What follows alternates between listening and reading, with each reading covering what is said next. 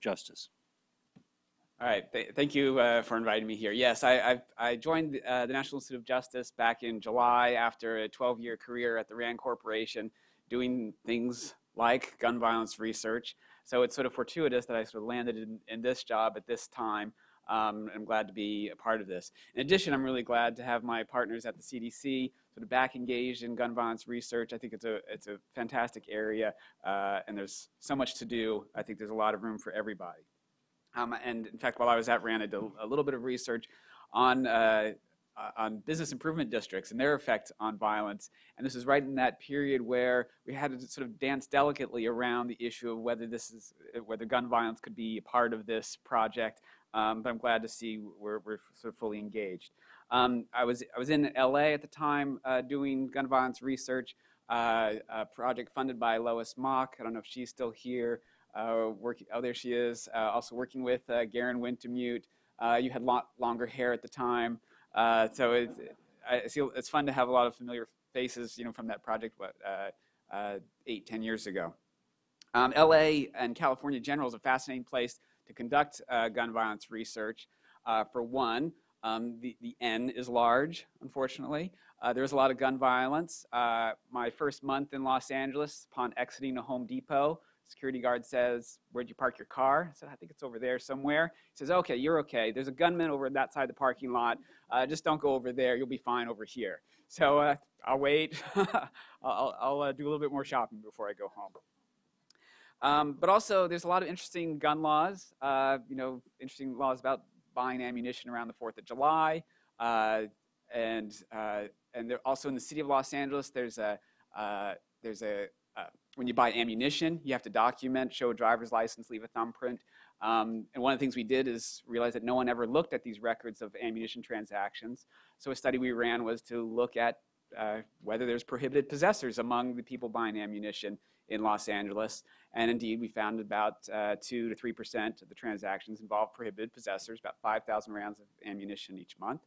And so that was just some numbers that we could put some facts on the table. And oftentimes in this debate, you've already heard many speakers say today, just getting good numbers out there, what the data are showing, sort of helps us develop policies. And indeed, that generated a vigorous debate in the city about what to do next. But for me, it was really Stephanie Regoza who got me really involved in the issue. She was a 10-year-old girl shot and killed in Boyle Heights while riding her scooter. This is around October 2000, and it was gang-related, and it was a fantastic project trying to replicate the Boston model in this small neighborhood where Stephanie was shot, and we found substantial reductions in gun violence. And so ever since, I've been a real fan of doing research in the area. So NIJs continued to pursue gun violence. I've already mentioned some of the work that I got to do while funded by NIJ. One of the things that we're actively involved in right now is looking at these lethality assessments. The NRC report from several years ago evaluated like about 80 different programs, found really hard to find programs that actually affected gun violence. One of the few areas that seems to be working is doing something about domestic violence. For example, giving police an opportunity when they're legally allowed to retrieve guns following a domestic dispute or domestic violence arrest. And one of the tools that we trying to put in police hands is a lethality assessment to understand what's the risk that we're dealing with on this particular situation. For example, the Federal Way shooting, 5 dead just within the last week, resulting from a domestic dispute. I understand the media is still sort of sorting out what happened, but it seems like the guns were legal, might have even had a concealed weapons permit. So it's not the kind of thing that perhaps the background checks would have caught, but perhaps a lethality assessment and previous domestic violence interventions could have done something in that case. We have a recent report out on gun traces. This is the last time someone's been able to look at ATF trace data, a report by Glenn Pierce. This works with the trace data through 2006, just recently posted if you want to look at what the latest is and perhaps the last for the foreseeable future. Have a look at that one. Recent report on looking at Chicago ceasefire. You've heard about this already. It's also been replicated in Newark with so-so success. Implemented in Pittsburgh, again with so-so success, but sometimes in some neighborhoods it works spectacularly. I think there's a lot of work to be done here to figure out how to make it cheaper, how to make it more reliable. And lastly, Project Safe Neighborhoods was a large-scale intervention covering many years, many districts around the country. A recent report out on that a couple years ago, looking at a comprehensive view of all the different initiatives that were tried. Sort of a great way to experiment with a lot of different gun intervention programs. Some didn't do much, some did really fascinating things, and sort of gives a wide breadth of what's going on. So about 2 years ago, NIJ said we need to really get refocused on gun violence. And so we instituted a topical working group, not unlike this, perhaps a less fancy conference facility and without the mime, but we try to get refocused on what the key problems were. And these are the findings that sort of briefly came out of that working group. And so this is up on our website. I'd encourage the committee and the committee staff to just have a look at that to see what that group came through. I believe some of you might have even been at that meeting. But basically, advanced basic knowledge, and you've already heard this repeated over and over. Where do the guns come from, and the defensive gun use? Get some good information on that.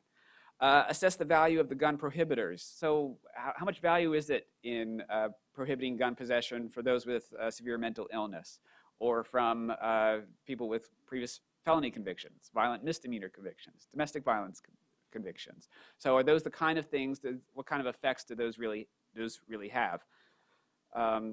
There's also a gun prohibition for those who renounce their U.S. citizenship. Studying of prosecution of gun crimes and gun markets. Trying to develop new prevention programs. Again, a lot of programs have been tried and tested and not fared very well. So we need to sort of encourage new innovative gun violence prevention programs to design and evaluate. Another point about better data. And the last one is there's a lot of stuff going around the world on gun violence prevention. There might be some interesting program going somewhere around the world that we should stay tuned into those to see if any of them might work here.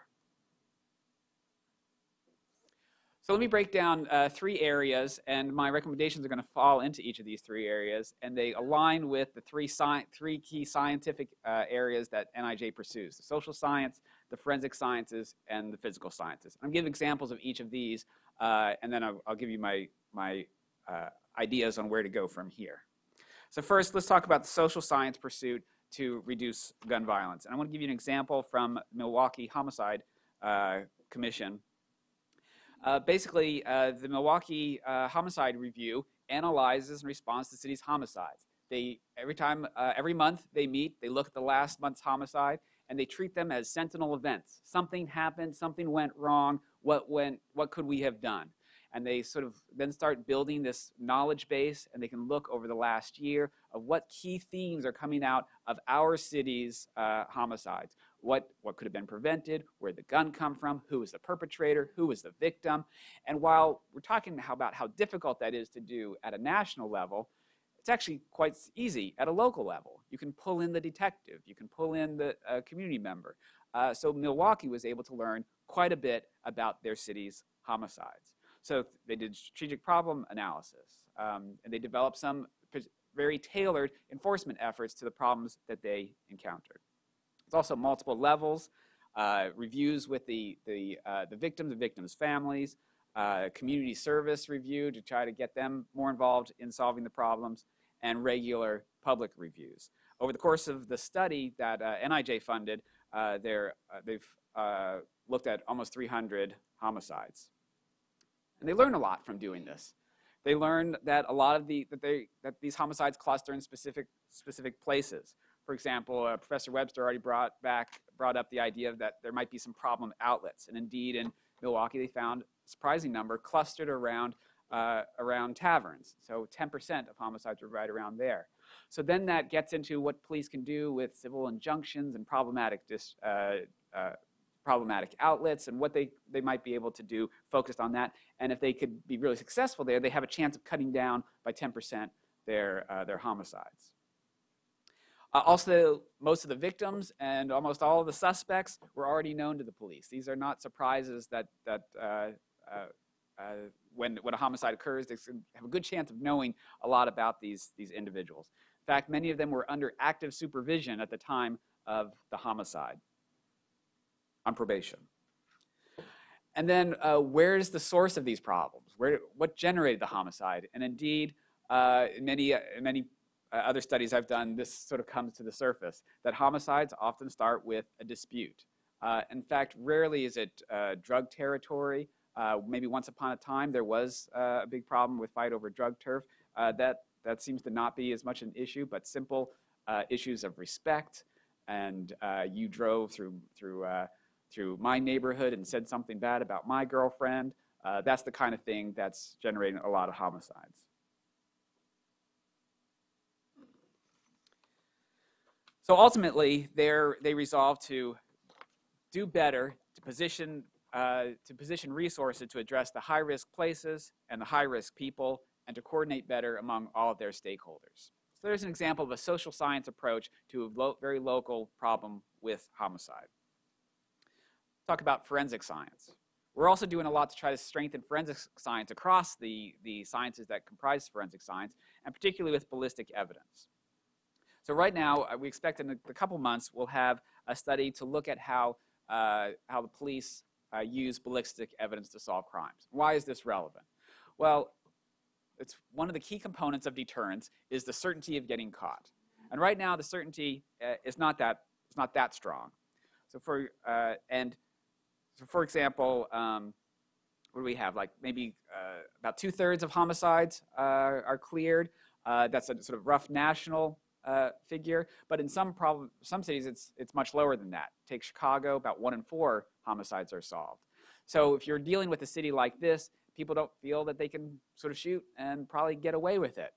So what can we do to sort of increase that certainty of getting caught? And one way that we're trying to approach that is to strengthen the quality of forensic evidence. NIJs is a system used throughout the country to improve the use of ballistic evidence, to link cases, to make cases, and improve that process.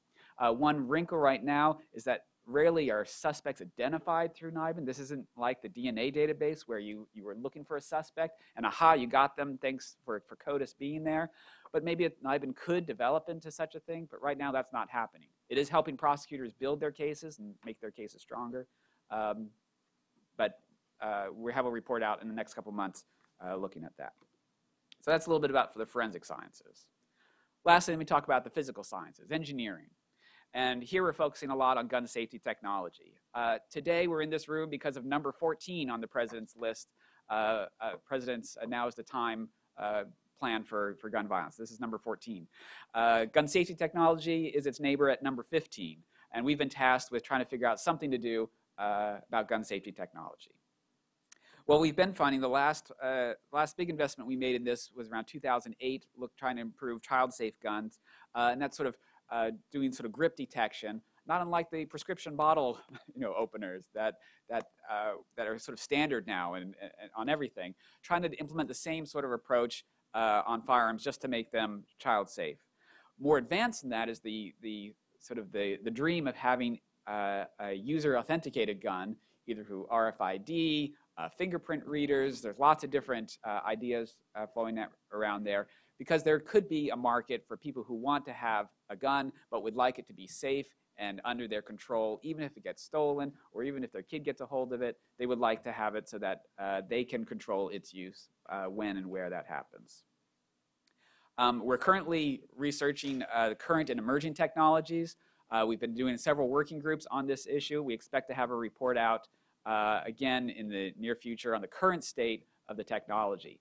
Next year is going to be a big push for us. We're planning on several challenge grants. These are different to the usual solicitation RFP route. We're looking for a good idea. We're ready to put prize money up for someone who can come up with an engineering solution to implement and design an effective user-authenticated gun. So, priority research topics.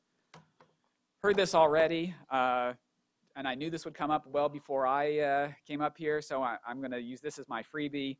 the general need for more and better data. So that's certainly number one. But my sort of three areas fall into the social sciences, forensic sciences, and the physical sciences. First, I think we need the analyses to identify the greatest opportunities. And I think we found that in the Milwaukee example. Milwaukee provides a great example for this. They looked at the homicides and they saw taverns as a problem. They saw particular people as a problem, and they designed interventions specifically for them. I'd like to see more of this sort of thing happening where people can really get down to the meat of the problem. Is it mental health? Is it legal gun owners? Is it domestic incidents? Try to dive down on where the problems are. Second, let's try to develop methods to increase the likelihood of solving firearms homicide. Let's deter crime by increasing the certainty of getting caught. And right now we're pursuing that through forensic evidence, but maybe there are other routes that we have not thought of yet. And the third one is trying to develop the next phase of gun safety technology. Let's say that we are able to devise a firearm that really is user authenticated, that really is child safe. How does that, what's the next step after that to implement and make that have a real effect on gun violence? Thank you. Thank you, Mr. Ridgeway. And our final panelist is Paul Blackman, Senior Fellow in Criminal Justice, Independence Institute.